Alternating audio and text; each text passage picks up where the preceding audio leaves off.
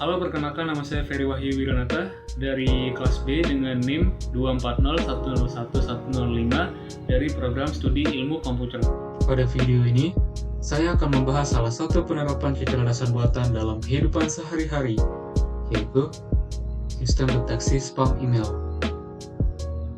Topik ini termasuk dalam kecerdasan buatan, karena sistem mengambil keputusan tanpa adanya campur tangan manusia, yaitu secara otomatis, dan menentukan apakah email itu sebuah spam atau bukan spam. Saya memilih sistem deteksi email karena email itu hampir semua orang menggunakannya untuk berbagai keperluan. Jika tidak ada pesan penyaring, kita akan sering terganggu oleh iklan, promosi, atau bahkan pesan penipuan. Oleh karena itu, AI sangat dibutuhkan untuk menyaring pesan-pesan tersebut, sehingga pengguna hanya menerima email-email yang penting saja. Produk AI yang saya bahas adalah sistem deteksi spam email. Fungsi utama dari sistem ini adalah untuk mengklasifikasikan apakah sebuah email termasuk spam atau bukan spam sebelum si penggunanya membacanya. Sistem ini digunakan pada layanan email seperti Gmail, Yahoo Email, dan Outlook, dan termasuk dalam bidang teknologi informasi dan komunikasi, khususnya pada sistem keamanan dan kenyamanan pengguna.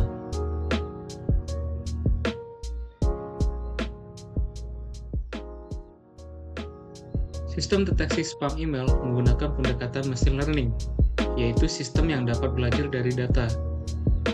Algoritma yang umum digunakan untuk tugas ini adalah Naive-Bayes, yang termasuk ke dalam metode klasifikasi. Disebut naive karena algoritma ini mengasumsikan bahwa setiap kata dalam email berdiri sendiri dan tidak saling bergantung. Walaupun asumsi ini sederhana, algoritma ini cukup efektif untuk klasifikasi teks seperti email. Sebelum bisa digunakan, sistem perlu melalui tahap pembelajaran atau training. Pada tahap ini, sistem diberikan banyak contoh email yang sudah diberi label, yaitu email spam dan email yang bukan spam. Dari data tersebut, sistem akan mempelajari pola kata yang sering muncul pada email spam dan kata yang sering muncul pada email normal. Misalnya, kata seperti gratis, promo, dan klik sering muncul pada email spam, sedangkan kata seperti tugas, rapat, atau informasi sering muncul pada email resmi. Setelah sistem belajar dari data, maka sistem siap digunakan untuk mengklasifikasikan email baru. Ketika sebuah email masuk, sistem akan memecah isi email menjadi kata-kata kecil yang disebut filter. Kemudian, sistem menghitung probabilitas atau kemungkinan email tersebut termasuk ke dalam kategori spam atau bukan spam. Hasil dengan kemungkinan paling tinggi akan dipilih sebagai keputusan akhir dari sistem. Jadi, sistem tidak memahami makna kalimat seperti manusia, tetapi mengenali pola statistik berdasarkan data yang pernah dipelajari. Konsep seperti ini juga digunakan dalam banyak aplikasi lain, seperti analisis sentimen, deteksi hoax, dan klasifikasi dokumen. Hal ini menunjukkan bahwa AI tidak selalu harus berupa robot atau chatbot, tapi juga bisa berupa sistem yang bekerja di balik layar untuk membantu pengguna. Oke, sekarang kita masuk ke bagian demonstrasinya. Sekarang saya akan mendemonstrasikan cara kerja sistem deteksi spam email tersebut menggunakan sebuah website spam classifier berbasis machine learning. Di sini nama websitenya adalah Free Spam Detector. Kalian bisa menggunakan web-web yang lain, cuma sebagai contoh di sini saya ambil website ini sebagai contohnya. Terus website ini nanti memungkinkan kita untuk memasukkan teks email. Kemudian sistem akan secara otomatis menentukan apakah pesan tersebut termasuk spam atau bukan spam. Oke, di sini saya sudah menyiapkan contoh sampel email, di mana ini adalah sebuah spam. Oke, kita copy saja. Di sini contohnya, kita masukkan. Nah, bunyi spam tersebut adalah congratulations, you have won $1 million. Play the link below to climb your prize now. Limited time over. Yang dimana itu artinya adalah selamat, Anda telah memenangkan $1 juta. Klik tautan di bawah ini untuk mengklaim hadiah Anda sekarang. Penawaran terbatas. Nah, setelah saya masukkan contoh email tersebut, di sini ada tombol cek skor. Kita tekan saja. Nah, muncul di sini spam skornya 100%. Dimana setelah saya klik tombol tersebut, tombol tersebut akan memproses. Sistem menampilkan hasil bahwa pesan ini diklasifikasikan sebagai spam.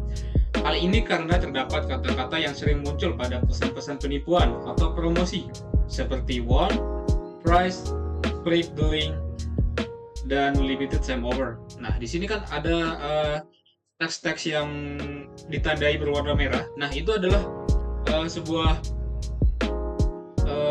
teks pesan yang berisi spam. Di sini sudah ditandai. Nah, si web ini akan mengklasifikasikan. Nah, ini contohnya seperti ini. Nah, bagaimana dengan spam normal atau bukan spam, sorry. Bagaimana dengan email yang normal? Di sini saya juga udah siapkan contoh emailnya, teksnya. Nah, contohnya seperti ini. Kita langsung copy saja. Nah, contohnya seperti ini.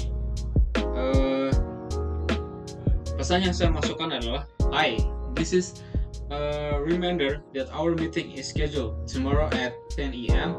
Let me know if you are available." Yang dimana artinya itu adalah, "Hai, ini pengingat bahwa pertemuan kita dijadwalkan besok pukul 10 pagi. Beritahu saya jika Anda bisa hadir." Nah, dari hasil ini, setelah kita cek skor, kita tekan di sini. Nah, spam skornya adalah 0%. Kenapa 0%? Karena setelah diproses, sistem mengklasifikasikan pesan ini sebagai bukan spam. Karena ini pesan yang lebih bersifat informatif dan tidak mengandung kata-kata promosi atau penipuan. Sehingga sistem nanti menganggap pesan itu aman. Nah, dari hasil ini dapat kita simpulkan bahwa sistem deteksi spam bekerja dengan mengenali pola kata dari data yang telah dipelajari sebelumnya, bukan memahami makna pesan seperti manusia. Oke, jadi itu adalah contohnya. Nanti untuk untuk email-email kalian bisa coba masukkan email-email spam kalian di website ini, atau mungkin menggunakan website yang lain selain Free Spam Detector. Manfaat utama dari sistem deteksi spam email ini adalah membantu pengguna agar tidak terganggu oleh pesan yang tidak penting, serta mengurangi risiko penipuan melalui email. Selain itu, sistem ini juga meningkatkan efisiensi karena pengguna bisa langsung fokus pada pesan yang benar-benar dibutuhkan. Namun, sistem ini juga memiliki keterbatasan. Salah satunya adalah kemungkinan salah klasifikasi. Misalnya, email penting bisa masuk ke folder spam, atau email spam baru bisa lolos jika menggunakan kata-kata yang belum pernah dikaji oleh sistem.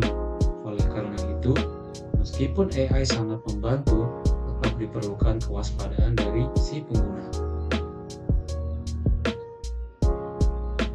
Sebagai kesimpulan, sistem spam email merupakan penerapan sistem kecerdasan buatan yang membantu menyaring pesan secara otomatis menggunakan machine learning dan algoritma net-based. Sistem ini bekerja dengan mengenali pola kata untuk menentukan apakah itu sebuah email spam atau bukan spam.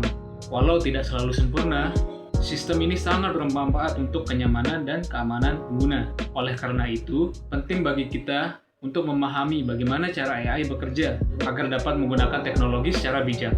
Sekian penjelasan dari saya, terima kasih atas perhatiannya.